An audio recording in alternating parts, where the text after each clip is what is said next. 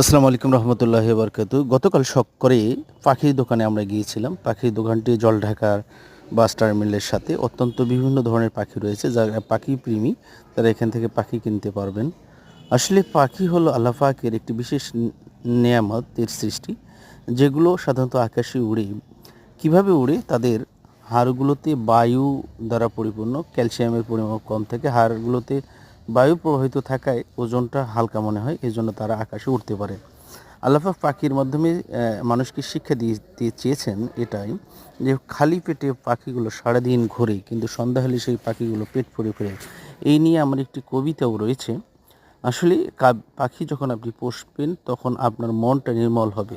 পাখিগুলোকে যখন আপনি আদর করবেন, খাবার দেবেন, তখন তারা আপনাকে পোষ মেনে যে ধরনের আদর আপ্যায়ন ব্যবহার করবেন, সেটাও সত্যিই ভালো লাগার মতো। আসুন আমরাও পাখি প্রেমী হই এবং পাখিদের ভালোবেসে নিজেরাও পাখির স্বভাবের মতো হই, তাহলে সবাইকে সাদরে গ্রহণ করতে পারবো, ভালোবাসতে পারবো। আমার বাড়িতেও অনেকগুলো কবুতর রয়েছে। এটা দেখার জন্য আমি গিয়েছিলাম কী কী জাতের কবুতর এখানে রয়েছে। সবাইকে দেখার জন্য ধন্যবাদ জানাচ্ছি।